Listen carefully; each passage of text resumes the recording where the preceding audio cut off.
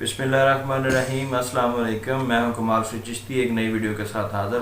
ज़मींदार भाई जो है वो पूछ रहे थे कि चिश्ती साहब जो है वो गंदम के बाद हमें कौन सी फसल जो है वो काश्त करनी चाहिए जो हमारे लिए ज़्यादा फ़ायदेमंद साबित हो और उसमें हमें प्रॉफिट रेशो भी ज़्यादा मिले। अमूमन जो है वो हम देखते हैं कि हर सूबे पाकिस्तान के हर सूबे के लिहाज से जो है वो मुख्तलिफ ऑप्शंस हैं, लेकिन पंजाब के हवाले से या सिंध के हवाले से बात की जाए तो सिंध में जो है वो गंदम के बाद अमूमन जो है वो धान काश्त होती है, लेकिन वो कम काश्त होती है। वहाँ पर जो है वो मूंगी और ये कपास जो है वो थोड़ी ज़्यादा काश्त की जाती है, लेकिन यहाँ पर पंजाब में जो है वो मूंगी और कपास वगैरह जो है वो कम काश्त होती हैं, क्योंकि कपास पर जो है वो गुलाबी सुंडी का जो हमला है वो ही कंट्रोल में नहीं आता।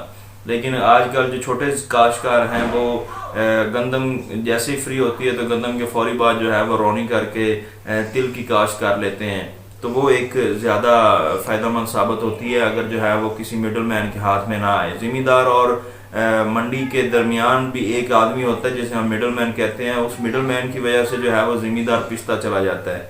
ये खैर एक जो है वो अलग टॉपिक है, इसको बाद में डिस्कस करेंगे। लेकिन अभी जो है वो आप लोगों ने गंदम के बाद अगर आप लोग काश्त करना चाहते हैं तो आप लोग गंदम अभी कटाई शुरू हो रही है, तो मुख्तलिफ इलाकों में जहाँ पर जो है वो कटाई शुरू हो रही है वो 25 से 35 दिनों का फ़र्क रख के जो है वो पनीरी काश्त कर दें।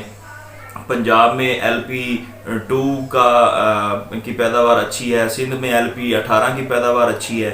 आप जो भी काश्त कर दें, ये हाइब्रिड है और ये स्पेशल जो है वो एक थे चीन का एक फार्मर थे, बहुत जो है वो पढ़े लिखे थे, उन्होंने जो है वो बहुत तजर्बाकार थे, उन्होंने ये जो है वो पाकिस्तान में मुतारफ़ कराई थी, तो और इसकी अच्छी पैदावार है। तो ये मैं समझता हूँ कि अगर आप मूंजी काश्त कर दें तो मूंजी के बाद जो है वो ये कि गंदम की काश्त के बाद जो है वो कटाई के बाद जब मूंजी काश्त कर दी जाएगी तो ये जुलाई अगस्त के एंड तक जो है वो ये पक के तैयार हो जाती है, 90 से 97-98 दिनों तक जो है। इसके बाद जो है वो आपकी टाइम पे बहारियाँ मक्की आ जाएगी और फिर जो है वो आप आसानी से गंदम फिर दोबारा काश्त कर सकते हैं। ये तो एक बेहतरीन एक ऑप्शन ये होगी। लेकिन जो है वो अगर आप गंदम के बाद तिल काश्त करते हैं तो तिल काश्त करने के बाद ये होता है कि आप के पास जो है वो टाइम आ जाता है कि आप 1509 जो है वो एक इंडियन वैरायटी जो है वो काश्त कर सकते हैं। किसान बासमती में एक जो है वो नई वैरायटी जिसका आजकल जिक्र किया जा रहा है वो 1601 है और 1616 है।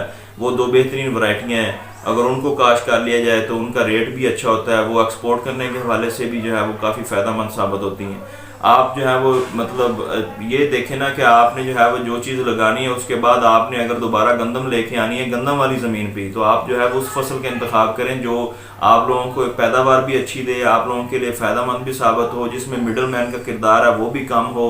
मतलब इन सारी चीज़ों को अगर आप लोग जो है वो देखेंगे सोचेंगे तो उम्मीद करता हूँ आप लोग जो है वो इस वीडियो से फ़ायदा ले सकेंगे। अब उम्मीद करता हूँ आप लोगों को वीडियो पसंद आई होगी। दुआ में याद रखा करें और वीडियो जो है वो पूरी देखा करें और चैनल को सब्सक्राइब जरूर करें। Thank you very much.